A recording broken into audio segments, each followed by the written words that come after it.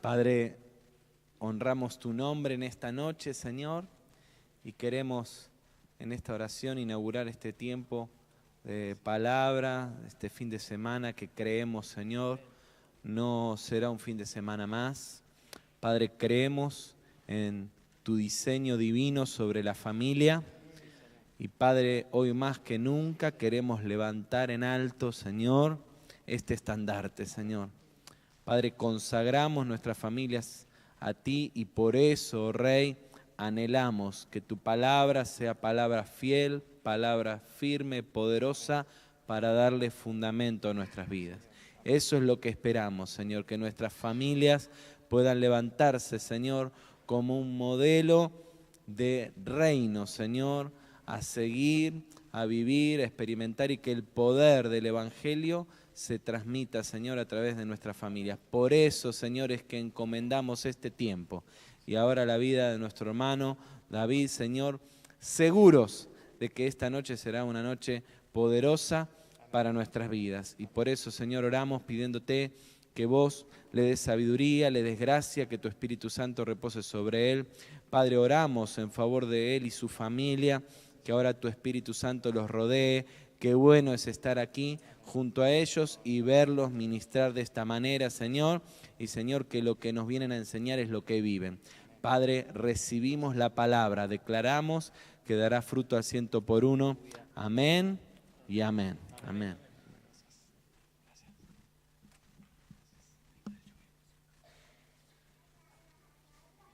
Bueno, buenas noches. Un gran honor para nosotros poder estar en este tiempo. Amamos el cuerpo de Cristo, amamos poder viajar por diferentes lugares y encontrarnos con hermanos. Somos familia, somos hermanos, tenemos nuestro hermano mayor que es Cristo, somos hermanos, somos parte de una gran familia, la casa de Dios en toda la tierra. Amén. Así que realmente es un gran honor, un gran placer para nosotros. Gracias por recibirnos, gracias por la amabilidad, la hospitalidad, la confianza.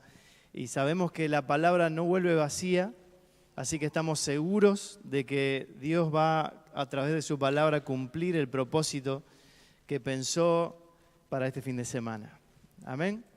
Así que yo voy a hacer algo en esta noche que va a ser una especie de introducción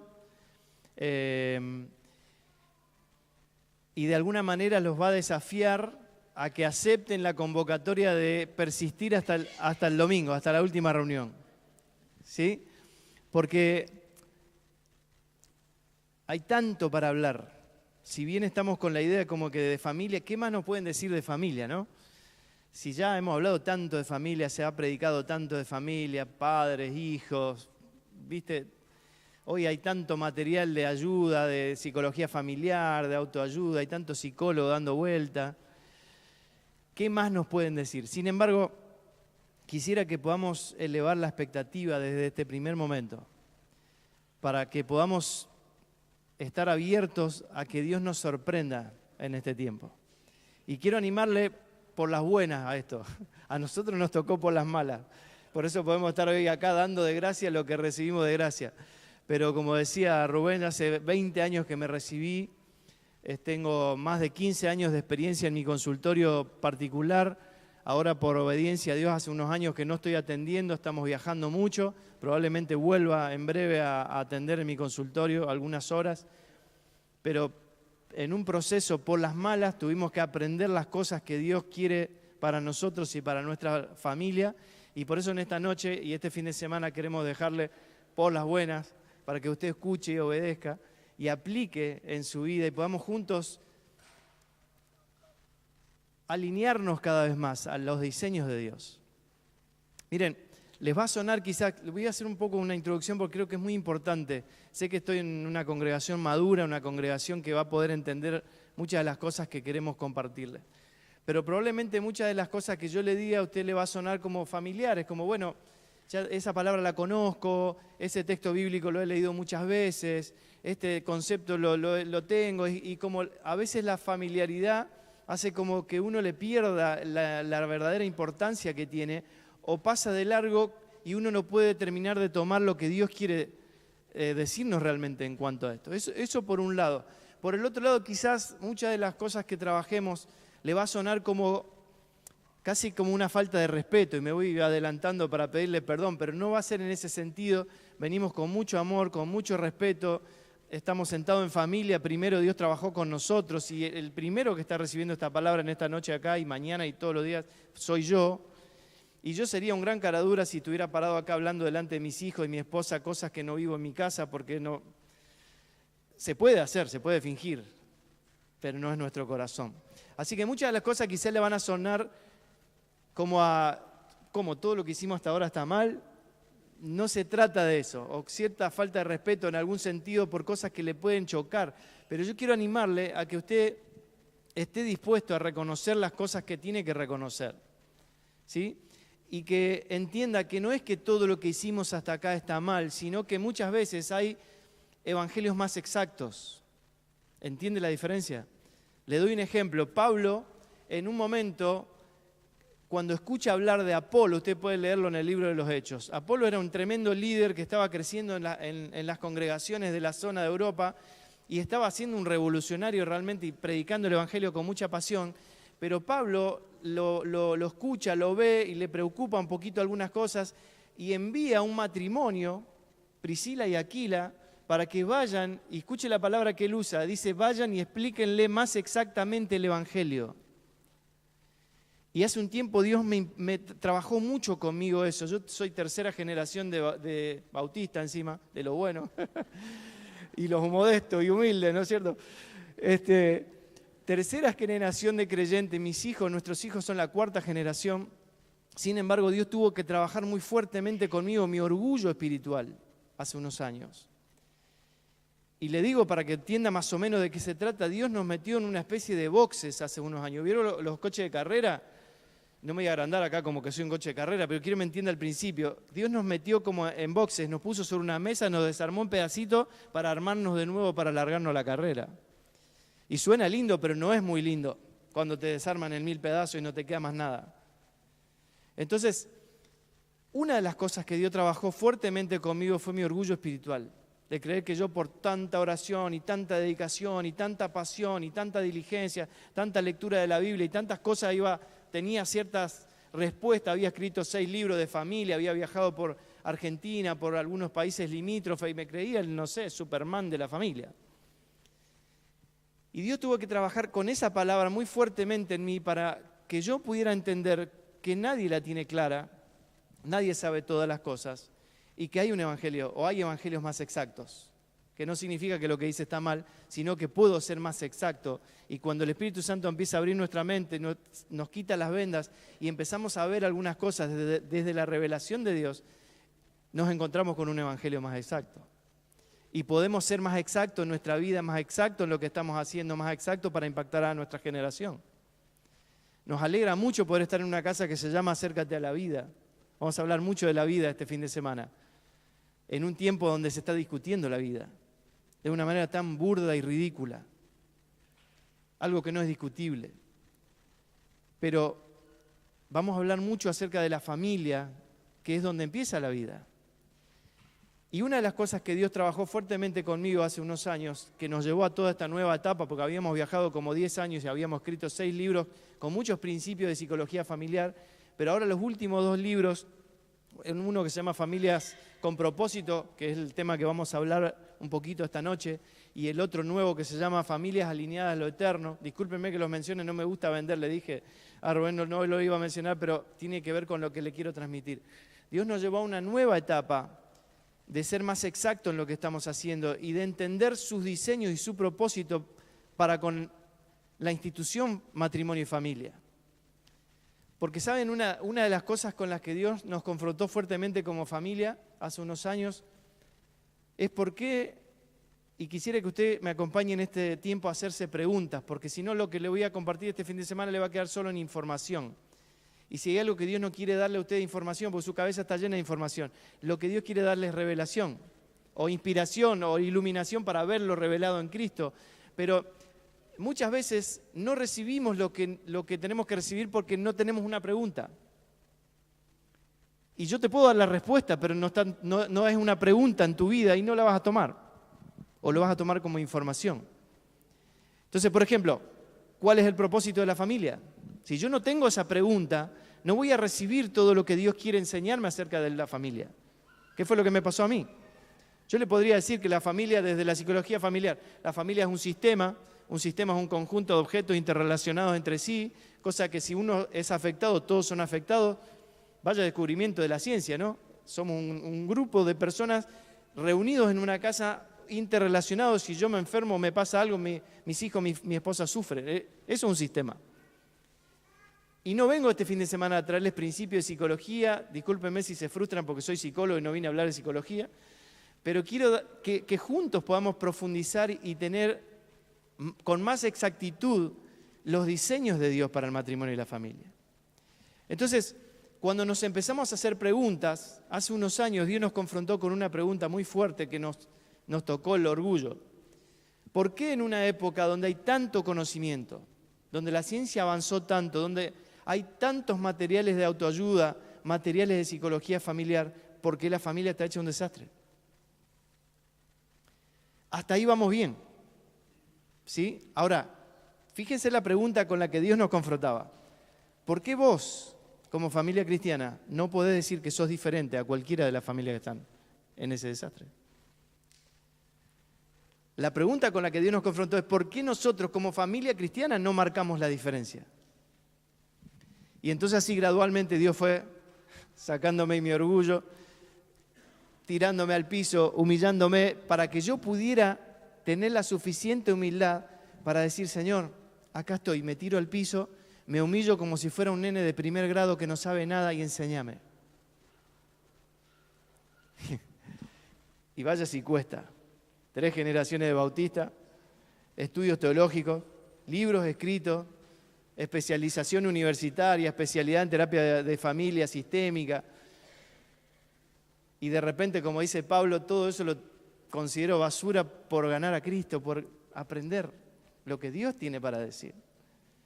Porque si hay algo que tenemos que reconocer, y aún como cristianos, es que la sabiduría humana no es la solución para los problemas de las personas, para los problemas de los matrimonios y para los problemas de la familia. Porque si lo fuera, todo estaría diferente.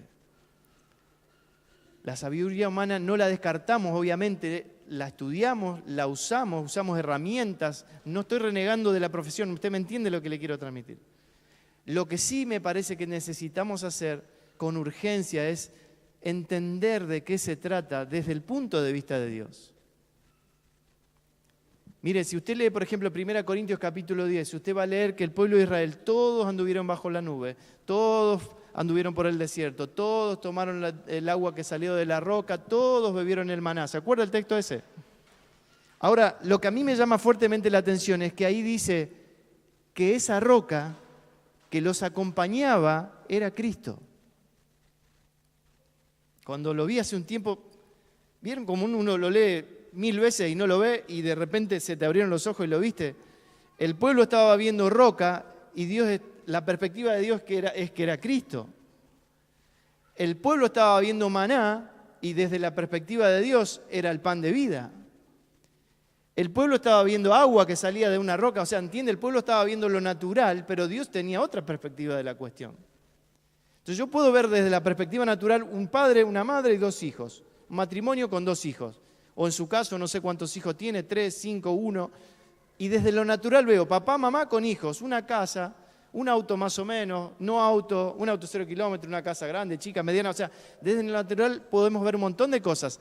La pregunta es, desde la perspectiva de Dios, ¿de qué se trata? ¿Por qué le estoy haciendo esta introducción? Porque quiero que usted entienda de qué vamos a hablar.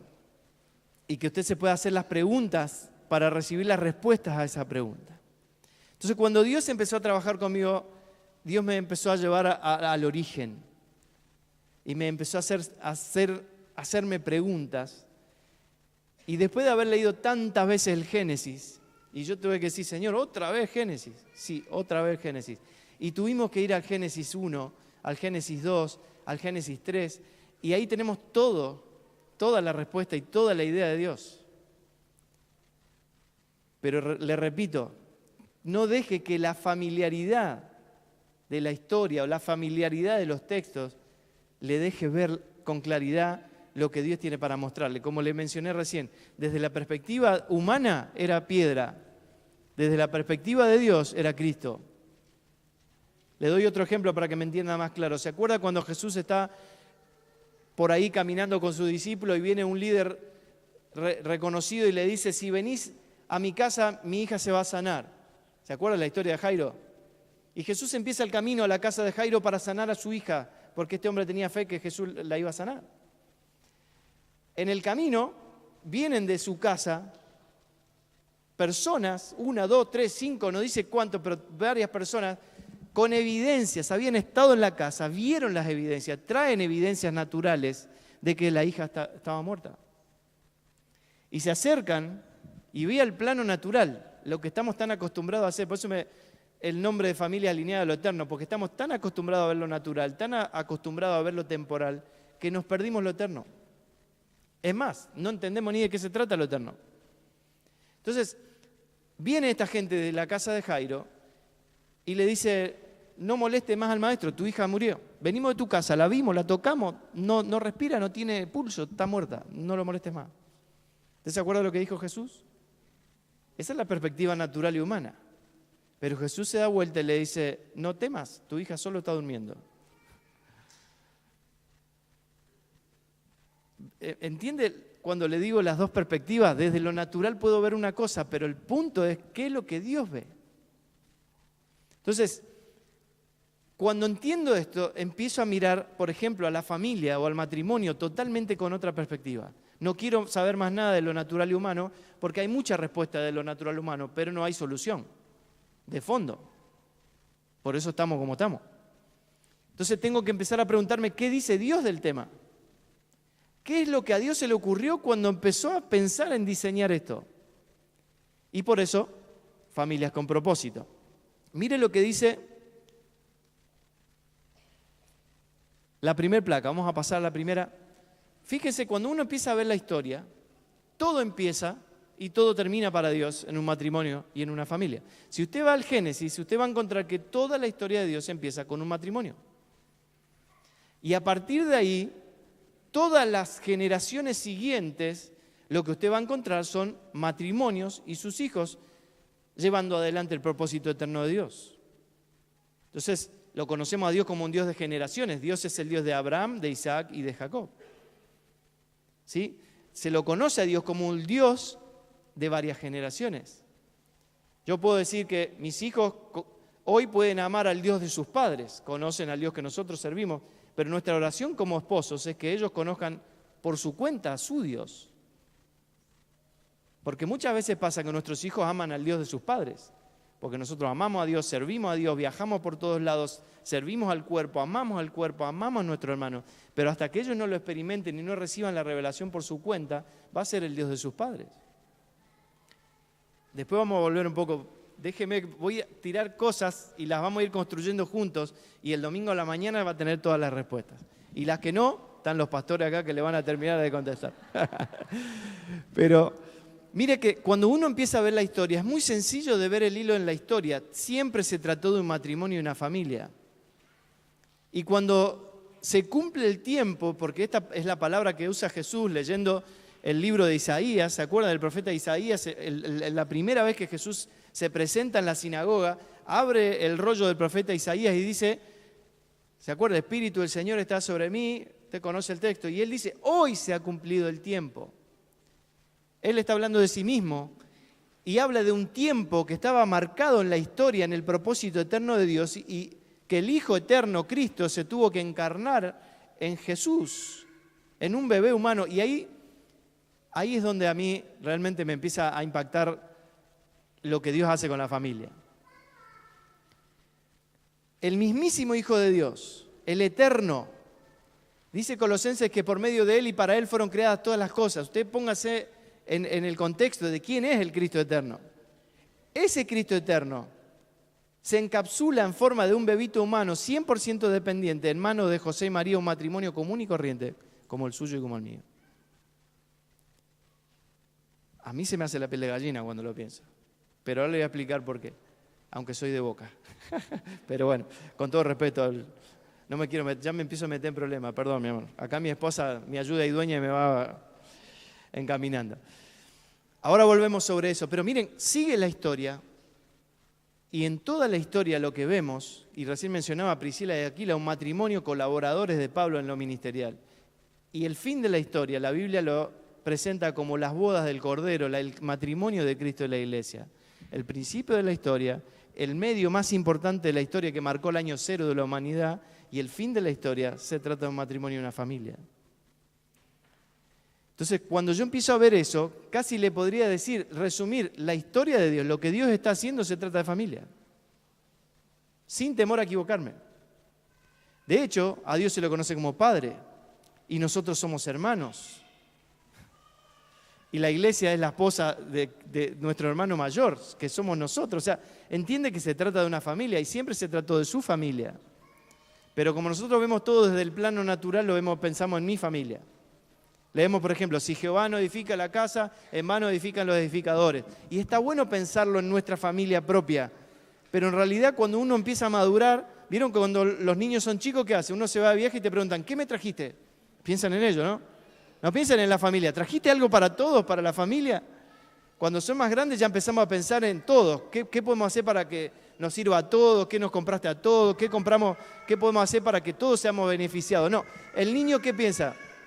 ¿Qué me trajiste? O sea, cuando uno es niño, ¿qué piensa? Si Dios no edifica mi casa, pero cuando uno empieza a madurar en el Señor, empieza a ver que Dios está edificando su casa en toda la tierra. Y a Timoteo Pablo le escribe y le dice, la casa de Dios es la iglesia.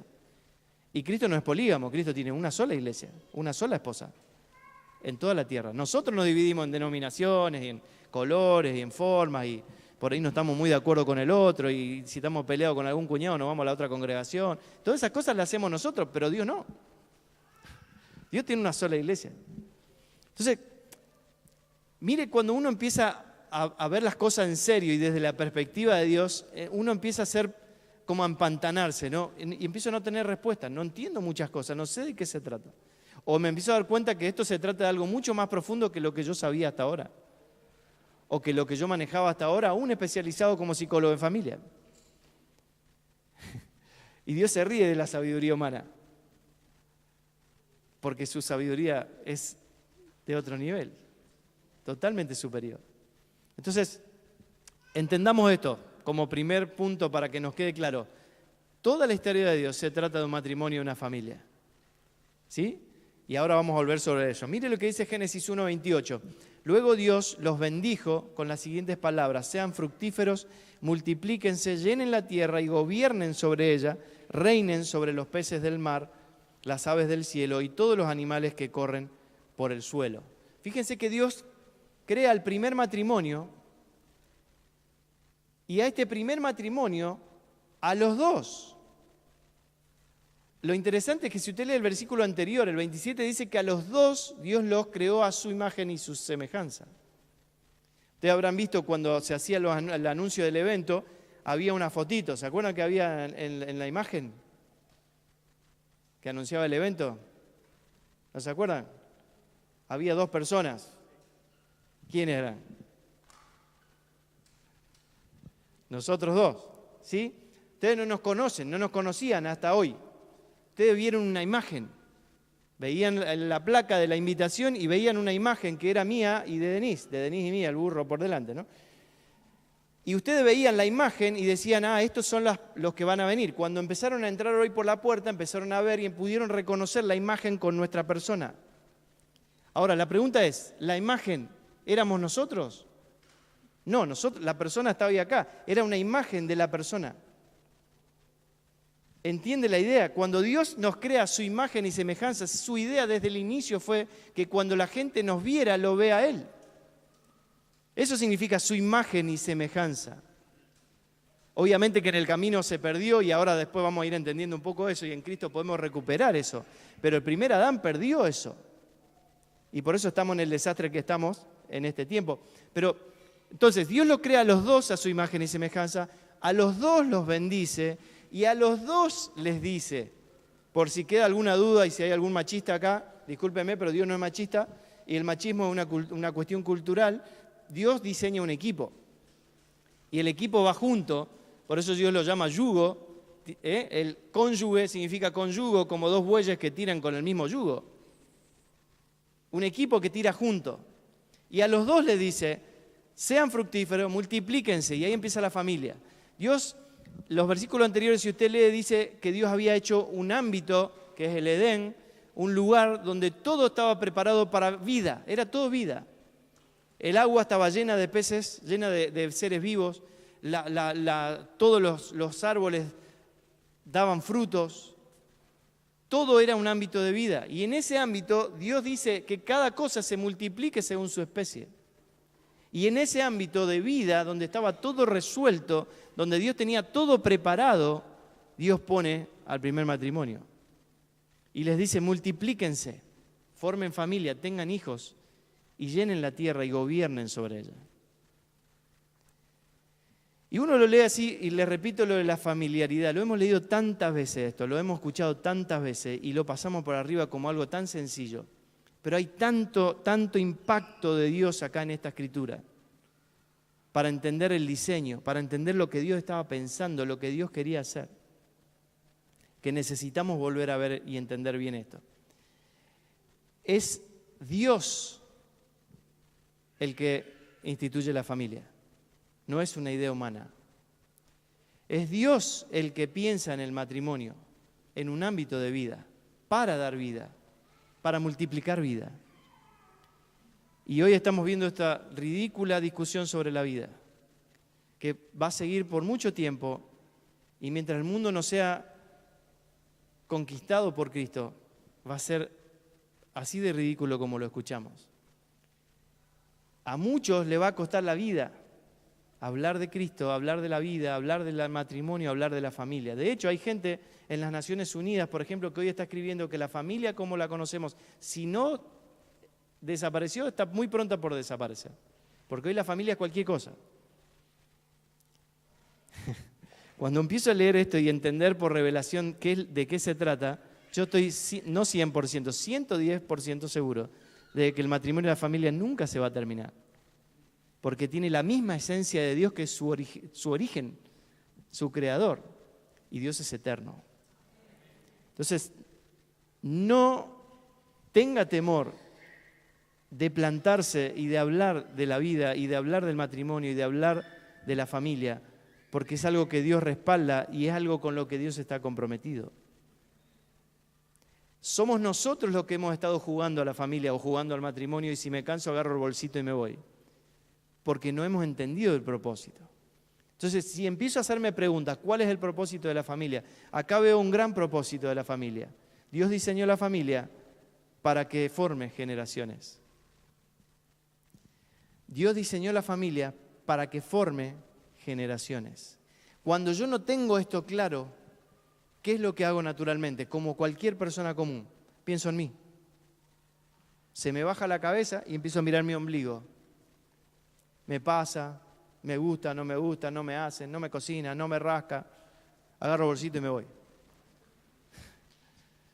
Yo he atendido gente que se ha ido de su casa sin bolsito.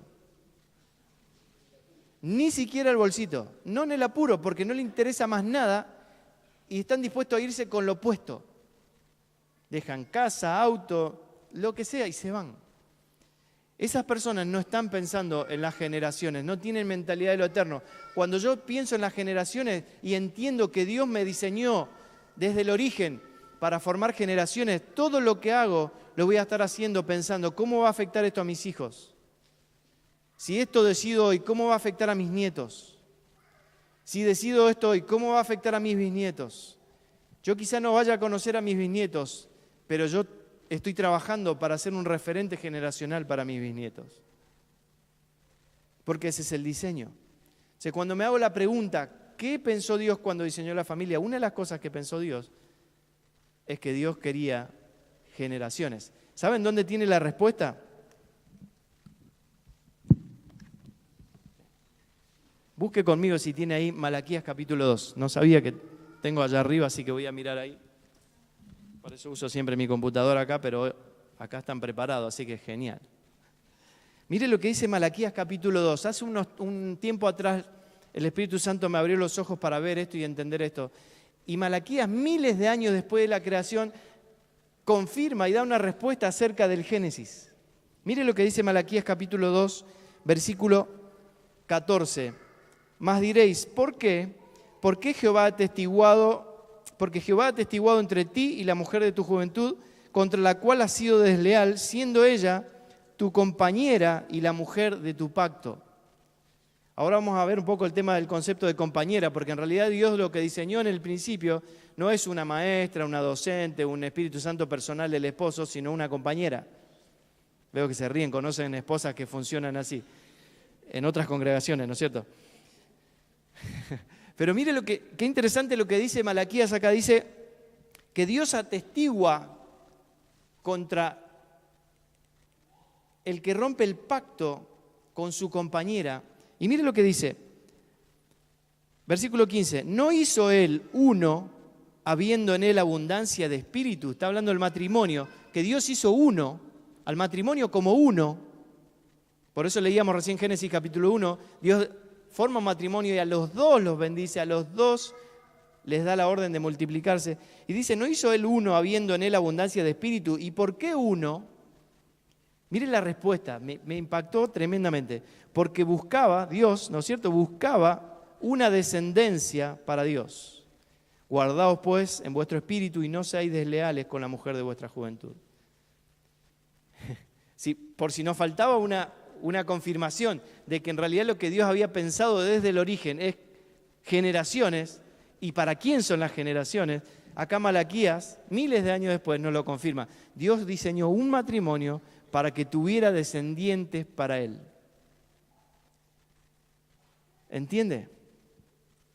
Dios diseñó la familia para que la familia sea la encargada de preservar la vida de Dios, la vida que Dios puso en nosotros en las generaciones.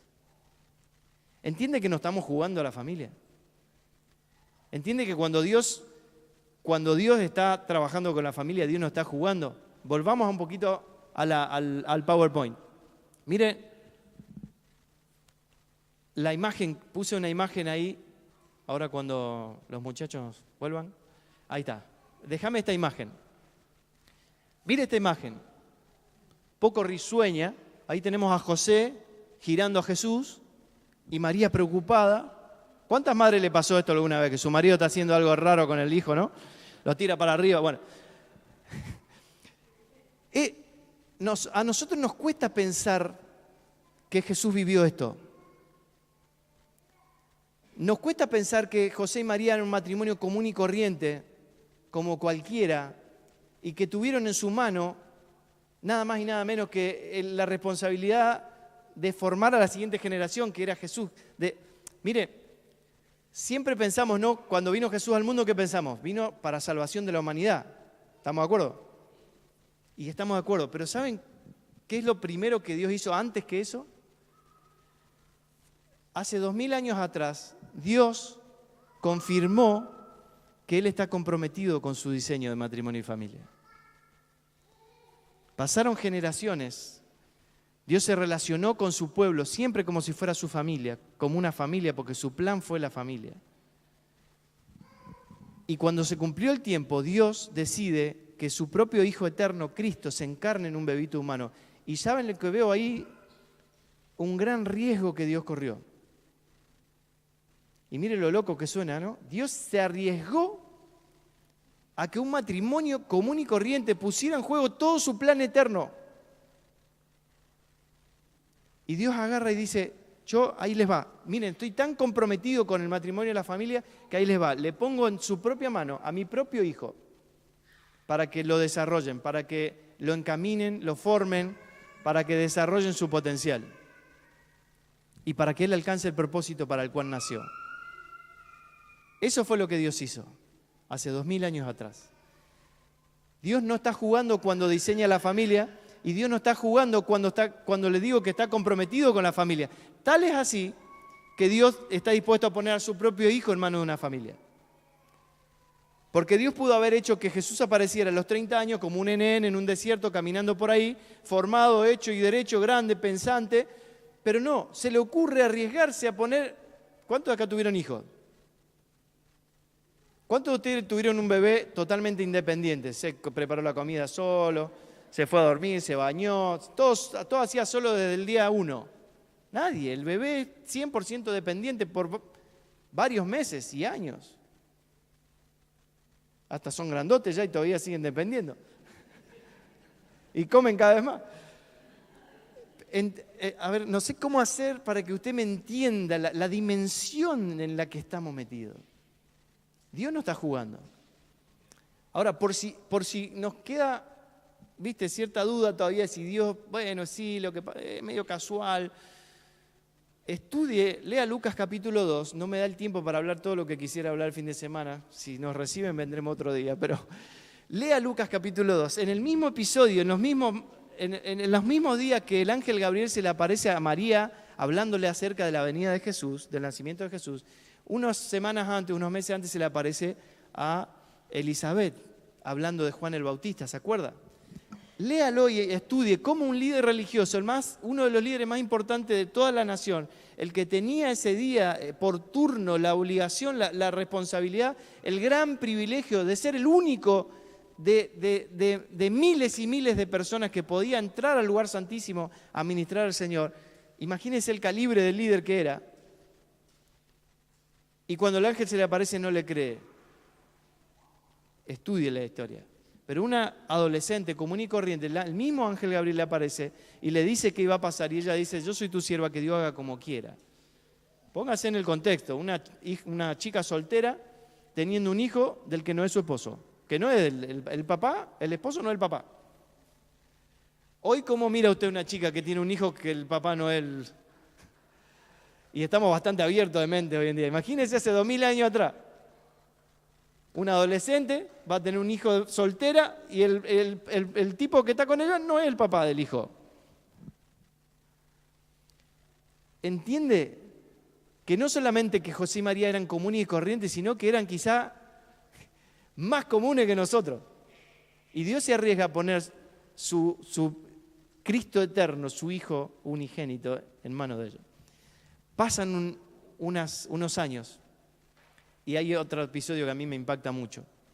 Y es el momento que van en familia, usted conoce la historia, van en familia a Jerusalén, ellos vivían en Nazaret, tenían que hacer varios días de camino, los tíos, los primos, los hermanos, todos juntos en caravana a la fiesta en Jerusalén. Conoce la historia, termina el ritual, se vuelven y 2 días de camino en la caravana y se dan cuenta que Jesús no está. Jesús tiene 12 años. Y el muy picarón se le ocurrió quedarse en el templo, charlando mano a mano con los líderes religiosos. Imagínense, ya habían hecho 2 días de camino. Sí, vieron a María recién, preocupada, José dando vuelta. Imagínense a María, 2 días de camino, Jesús no está, ¿dónde se quedó allá? Y en Jerusalén estaba todo Israel, o sea, era un lío de gente terrible, Jesús perdido por ahí, vaya a saber qué pasó. Bueno, vuelven, lo encuentran a Jesús. Escuche lo que dice Jesús. Jesús le dice, ¿por qué te preocupás si yo estoy en los negocios de mi papá? A mí me impacta muy fuerte y desde muy chiquito me impacta esto. Que este nene solo con 12 años de edad ya sabía y podía reconocer que su padre era Dios.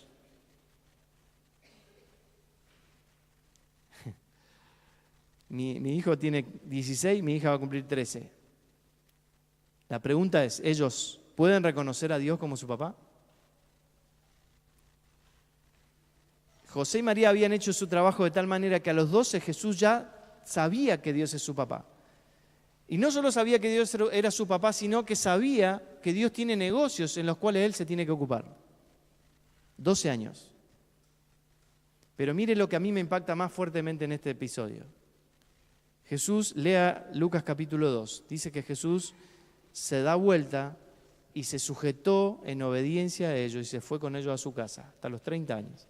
De los 12 hasta los 30 años, ¿cuántos años son? 18 años, no sabemos nada de Jesús. No hay registro. Solo sabemos que Él estuvo sujeto en obediencia a sus padres naturales, porque Jesús a los 12 años reconoció que el diseño de su papá Dios, que es el matrimonio, a quienes Dios le delegó la autoridad espiritual para preservar su vida, Jesús lo reconoció y se fue a su casa con ellos. Dios no está jugando cuando diseña la familia. Dios no está jugando cuando se arriesga a poner a su propio hijo en una familia. Y Jesús no está jugando cuando reconoce la autoridad espiritual delegada por su papá Dios en un matrimonio para que forme su potencial y se va con ellos a su casa. De hecho, a Jesús se le conocía como el hijo del carpintero. Hubo una marca, él era hijo de. Elías es hijo de David y Denise. Y cada uno de nosotros podemos decir, yo soy hijo de Alejandro y María, soy hijo. No venimos de la nada. Siempre el plan de Dios fue la familia. ¿Entiende? A mí me empieza a agarrar como una carga de responsabilidad y de peso, no en el sentido de que Dios me da palo por la cabeza, sino en el sentido de entender que no es un juego en lo que estamos metidos. ¿O usted se cree que es casual que se esté discutiendo la vida en el seno de un vientre, en el seno de una familia? No es casual, porque el enemigo anda presentando antidiseños. Todo apunta contra el matrimonio y la familia, todo apunta contra la paternidad. Yo puedo tener un hijo cuando se me dé la gana, con quien quiero. Me alquilo un vientre en la China y me voy y traigo un hijo como si fuera al supermercado. Quiero rubio, así, bla, bla.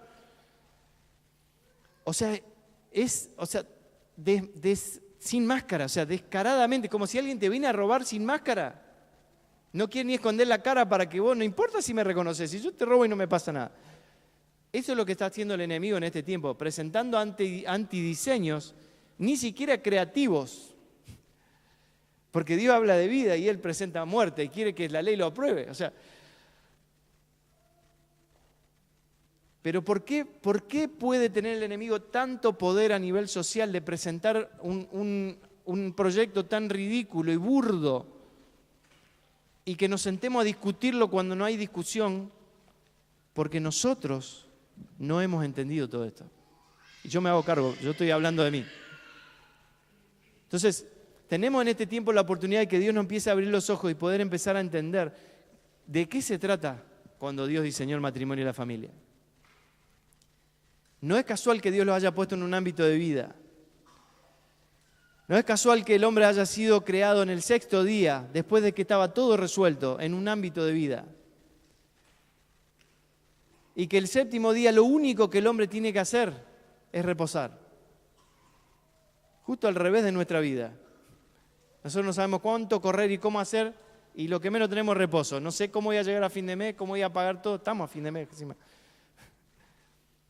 Porque nos hemos metido en lo natural, nos hemos metido en lo temporal, andamos atrás de la añadidura, corriendo atrás de la añadidura. ¿Y Jesús qué enseñó? Busca primero el reino, alinearnos a lo eterno, y todo lo demás va a venir por añadidura. No sentado en mi casa rascándome, ¿me entiende el principio? Entonces, quiero desafiarle esta noche con esta introducción y desafiarle en este fin de semana a que usted pueda estar abierto y sediento por entender más de qué se trata. Esto es como vieron cuando uno tiene mucha sed y agarra el vaso de agua y moja el labio nada más. Bueno, esta noche tiene la finalidad de ser eso, solo mojarte el labio para que te quedes con sed, porque si tenemos sed, Jesús dijo, el que bebe de esta agua que yo le daré no tendrá sed jamás. Y es algo loco porque bebemos de su agua y no tenemos sed, pero a la vez sí tenemos sed, quiero más de esa agua.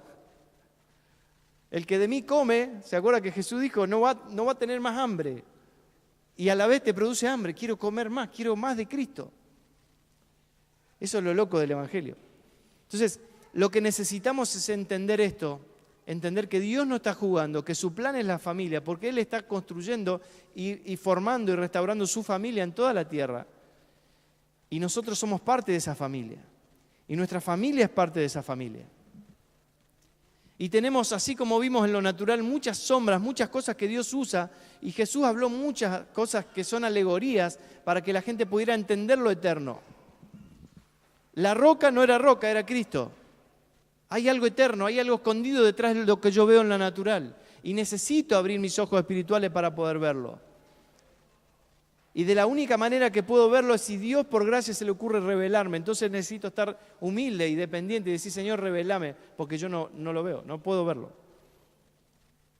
Si fuera por los principios naturales, por los principios de psicología familiar, todo estaría resuelto. Vamos a otro punto. Déjame esta imagen nomás ahí, quédese con esa imagen, para que vea cómo estuvo Jesús. ¿Usted se acuerda del Salmo 127? Recién lo mencioné. El Salmo 127 es un hermoso salmo, que muchos de los estudiosos se lo atribuyen a Salomón. Y si fue Salomón, es muy interesante que Salomón hable de los hijos como flecha cuando él no fue un guerrero. Porque Salomón conoce la historia. David se ocupó de llevar adelante su reino y deshacerse de todos sus enemigos y de preparar todo para que Salomón cuando reinara no tuviera enemigos. Y Salomón vivió en un tiempo de paz, porque hubo alguien en su casa, una generación anterior, que se ocupó de formar una plataforma de la cual él pudiera salir. Pero vuelvan conmigo a la historia. Salmo 127 dice, los hijos son como una flecha en manos de un guerrero. ¿Usted conoce el Salmo? ¿Sí? Cuando empecé a cuestionarme y a preguntarme y a pedirle a Dios que me muestre acerca de qué es familia con propósito, cuáles son sus propósitos, una de las cosas con las que Dios nos desafió como familia es entender el principio de los hijos como flecha. Lo interesante es que la flecha, usted sabe, la flecha sola no va a ningún lado sola. ¿O sí? Se sale de la aljaba y sale a volar para donde quiere. La flecha, y el texto lo dice, los hijos son como una flecha en manos del guerrero. La flecha es un arma de guerra. Los hijos son como una flecha. 2 más 2, 4. Los hijos son un arma de guerra. Y se me empezaron a quemar los papeles. Sobre todo las madres, ¿no? Las madres, ¿qué suelen hacer? Conocen, ¿no? Madres que hacen esto. Sobreproteger a los hijos. Ponerle almohadones, que no se caiga, que no se raspe, que no se rompa. Cuidado, nene, tomate, hago la lechita, levantate, nene, en la escuela. Y después el nene tiene 45 años y quiere la lechita y quiere que la esposa le... ¿viste? Bueno, tu esposa no es tu mamá, querido, levantate y o hacele vos el mate a tu esposa, otro tema. Bueno. Pero miren qué interesante. Para Dios, para mí, los hijos son para proteger y servirle todo en bandeja, consentirle, darle todo. Y si hay algo que le hace daño a los hijos es darle todo servido. Porque para Dios, y ahí entramos otra vez, yo puedo ver, plano natural, los hijos son pobrecitos, chiquititos, dependientes, hay que cuidarlos, preservarlos, darle todo, que no sufran lo que yo sufrí. Entonces si yo sufrí, yo le doy todo ahora y termino haciéndoles daño. Y desde la perspectiva de Dios, Dios te dice, tu hijo es un arma de guerra. Es choqueante pensar así. Entonces, ¿qué tengo que hacer? Entrenarme yo para usar el arma y entrenar el arma para cuál es su finalidad. Le doy un ejemplo. Cuando empecé a investigar acerca de las flechas, y usted habrá visto muchas películas, que quizás no tiró nunca con un arco y una flecha, o de niño, como me pasó a mí, jugando, le agujeré la oreja a mi hermano con una flecha. Pero bueno, ese es otro tema. Pero uno no tiene mucha idea de la ingeniería. Cuando uno empieza a estudiar las flechas, había toda una ingeniería para armar el arco, para el tamaño del arco, para la tensión y la fuerza que iba a tener el arco para disparar la flecha. El tamaño del arco y el hilo que se usa determina la fuerza que se le puede dar a la flecha y la distancia. Pero lo interesante es la flecha en sí. Cuando se empezó a usar flecha, la gente se iba a buscar los mejores árboles, un árbol de cedro, por ejemplo, y de un árbol uno piensa que del tronco iba a sacar muchas flechas. Ellos se ponían a tallar el árbol y quizás sacaban muy poquitas flechas o una sola flecha de un tronco. Porque buscaban el centro donde había menos vetas, donde no había ninguna posibilidad que la flecha tuviera impedimento cuando rozaba con el aire. Y en la punta le ponían al principio un pedazo de hueso con una punta para que hiciera daño en el objetivo que iba a ir un animal, por ejemplo. Cuando la humanidad empezó a evolucionar, y esto usted lo puede encontrar en Mr. Google, en cualquier lado, va a ver la historia de las flechas. la humanidad empieza a evolucionar y después del hueso empezó a poder manejar la piedra. Entonces empezaron a hacer puntas de piedra, ya era otro el efecto de la flecha. Plumas en la punta para que tenga la mejor dirección posible. Cuando la humanidad sigue evolucionando y empieza a manipular el metal, empieza a ponerle a la punta metal, primero un triángulo. Lo ataban y cuando la persona se quería sacar la flecha, el metal quedaba adentro y se terminaba muriendo de infección y gangrena. Después, cuando pudieron evolucionar más con el metal, le empezaron a hacer puntas como con agujeros donde le ponían una sopapa con algún químico para tirar fuego. Usted ha visto esas cosas. Y Dios me empezaba a decir, ¿te das cuenta de lo que estás viendo? ¿Te das cuenta de lo que estás leyendo? Yo leo rapidito. Sí, los hijos son como una flecha en mano del guerrero. Buenísimo, Señor, amén. Cierro la Biblia y me voy. Pero cuando uno empieza a investigar realmente de qué se trata, qué significa, un guerrero con la flecha entrena horas para pegar en el blanco y prepara la flecha. Es nuestra función como padre preparar a nuestras flechas. ¿Cuál es la idea común? Decir, no, mirá el mundo cómo está, no voy a tener hijos.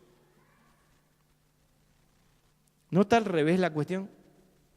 Si Dios me dice que mis hijos son un arma de guerra, que yo los tengo que entrenar para después lanzarlos, ¿no será la pregunta al revés? Decir, que se agarre el mundo, miren los hijos que le mando. No, mirá cómo está el mundo, no voy a tener hijos. No, que se agarre el mundo con los hijos que le mando. Porque nuestra función es entrenar a nuestros hijos. Poder escuchar, orar, buscar a Dios para tener la asignación para nuestros hijos, nuestra asignación familiar. Entrenar a nuestros hijos para que nuestros hijos estén preparados, para que cuando le toque ser lanzado estén preparados para ir al blanco. Y la flecha va donde el guerrero no puede llegar. Esto significa que nuestros hijos van a llegar mucho más lejos que lo que nosotros llegamos. Porque yo no voy a llegar donde la flecha llega. ¿Y saben por qué creo que Salomón escribió esto? Porque Salomón fue una flecha que llegó donde David no pudo llegar. David dijo, le voy a hacer un templo al Señor. David era un loco, un revolucionario tremendo. Él no era sacerdote, pero un día va y le dice, dame el efod, y se pone todas las cosas y se pone a buscar a Dios porque le habían secuestrado a la familia. Mañana quizá hablemos un poquito de eso, pero un tipo loco, apasionado, no le importaba, si Dios me tiene que matar, que me mate, pero yo me juego. Y Dios le dice, vos no me vas a hacer el templo, tu hijo lo va a hacer. Y David, usted lea la historia, porque hay tanta riqueza, David se prepara, y David había tenido una historia, usted lea segundo libro de Samuel, capítulo 12, 13, 14, 15, y usted encuentra a uno de los hijos, Amnón, que viola a su propia hermana Tamar, como el padre David no hace nada, viene Absalón, el tercer hijo, mata a Amnón, un desastre, una familia desastrosa. Pero si hay algo que tenía David es que aprendía, por las malas, pero aprendía. Y David pasa el tiempo y puede aprender a ser un buen padre y a dedicarse a su hijo, y eso es lo que hace con Salomón. Y a pesar de haber cometido tremendos errores, tener en su casa una hija violada, un hijo muerto y el otro asesino que después le hace un golpe de estado porque Absalón después le roba el trono a David, termina muerto también. David aprende por las malas y decide dedicarse tiempo y prepara una infinidad de oro, de plata, planos, arquitectos, madera para que Salomón construya el templo. No sé cuánto tiempo voy. ¿1 hora ya? Tan mal el reloj. Busque conmigo, con esto vamos a ir terminando. Proverbios, capítulo 4. Mañana le prometo ser un poquito más ordenado, ajustarme al PowerPoint, pero quería hacer hoy una introducción para que entendamos, quiero desafiarle, que usted entienda, no estamos jugando. No estamos jugando la reunioncita hoy, acá, qué onda la familia, que vino, ¿qué va a decir Estamos metidos en algo tan serio, tan grande, tan profundo. Y si las herramientas humanas no nos sirven, tenemos que decirle, Señor, quiero tu revelación, porque necesito que me enseñes cómo es. Porque Dios diseñó el matrimonio y Dios diseñó la familia. Y estoy seguro que Dios no se equivocó. ¿Usted está seguro de eso? Entonces Dios tiene que darnos la respuesta de cómo es. Porque yo quiero ser una familia que marque la diferencia. Que no sea uno más del montón. Quiero ser una familia que la gente pueda verme y ver a mi familia y ver a Dios, ver a Cristo. Somos carta de Cristo. La pregunta es, la gente, en mi casa primero, mis hijos, ¿ven a Cristo en mí? Mis hijos, nuestros hijos, ¿pueden ver a Cristo en nuestro matrimonio? Cuando nosotros entramos a este lugar, ustedes pueden ver a Cristo en nosotros, si no, no tiene ningún sentido. Porque somos imagen y semejanza de Dios. La gente tiene que ver a Cristo en nosotros. Y esto pasa cuando nosotros tomamos en serio lo que estamos haciendo y estamos dispuestos a dar la vida por esto. Y Dios respalda. Pero mire lo que pasa cuando un padre aprende todas las lecciones, porque esto no se trata de ser la familia perfecta y está todo bárbaro. Dios no nos llamó a ser familia perfecta, Dios nos llamó a ser familia que se someten a su voluntad. Y que están dispuestas a ser con su vida y con sus generaciones colaboradores en su propósito eterno. Eso es lo que Dios quiere. No que seas perfecto, porque perfecto no hay nadie. Pero estamos en perfeccionamiento, porque tenemos al perfecto en nosotros, que es Cristo. Amén. Pero mire lo que pasó. Lea conmigo, ahí tenía. Proverbios capítulo 4. Vamos desde el 1, por favor. Mire lo que dice. Oíd, hijos, la enseñanza de un padre y estad atentos para que conozcáis cordura, sabiduría. Entonces Salomón empieza a hablarle a sus hijos y empieza a escribir esto y empieza a decir, escuchen la enseñanza, porque os doy buena enseñanza, no desamparéis mi ley, porque yo también fui hijo de mi padre, delicado y único delante de mi madre. Y empieza a hablar de su experiencia. Y ahí vamos al 4, y dice, y él, David, mi padre, me enseñaba y me decía, retenga tu corazón mis razones, guarda mis mandamientos y vivirás. Adquiere sabiduría, adquiere inteligencia.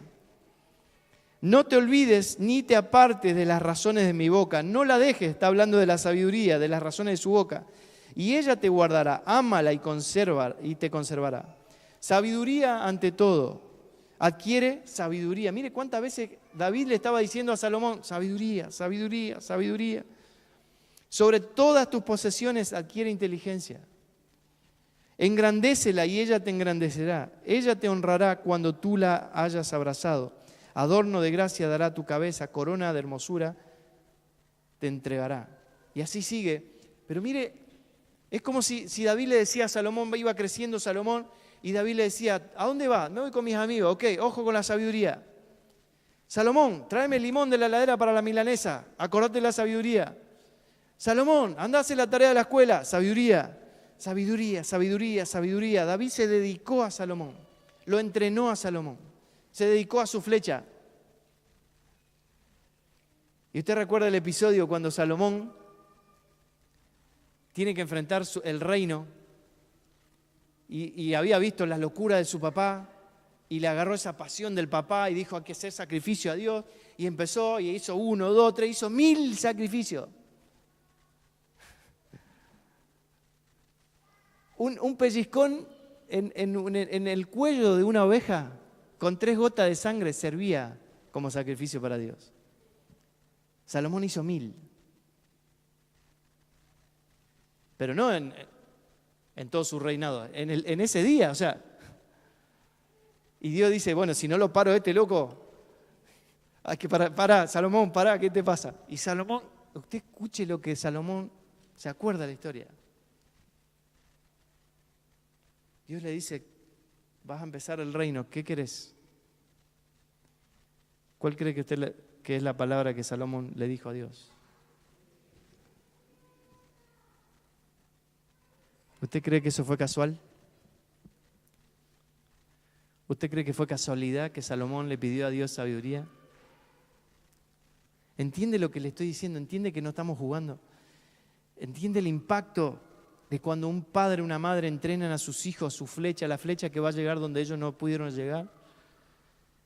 A mí me carga de responsabilidad, pero me carga de pasión y de deseo de ser fiel y responsable a lo que Dios tiene para nuestros hijos y que ellos cuando a ellos les toque contestarle a Dios lo que Dios les quiere asignar, ellos digan, tengan la respuesta correcta. Esa es mi oración. Entonces, cuando entendemos estas cosas, entendemos que no estamos jugando, entendemos que Dios nos diseñó para formar generaciones.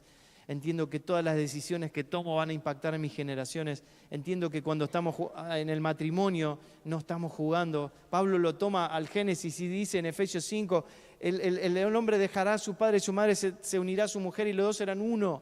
Pero en realidad no estoy hablando del matrimonio. El misterio es que el matrimonio de Cristo y la iglesia. Léalo, Efesios 5.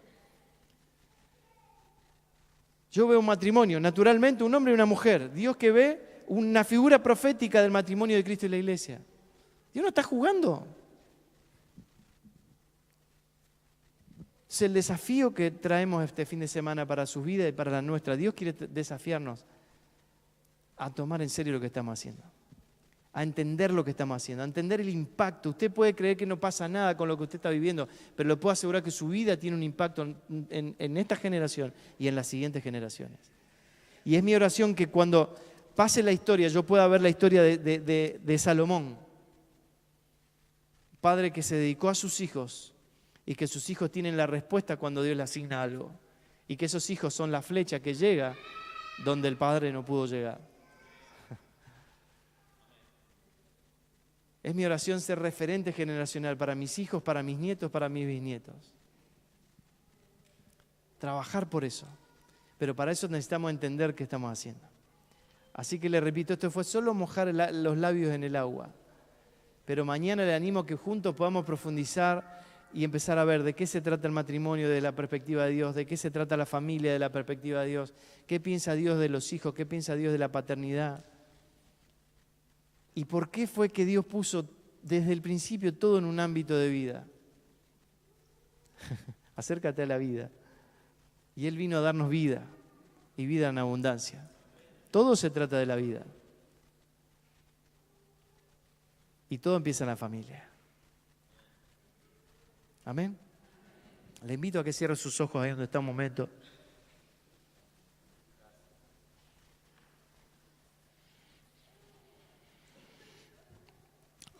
Bendito papá, gracias por esta noche.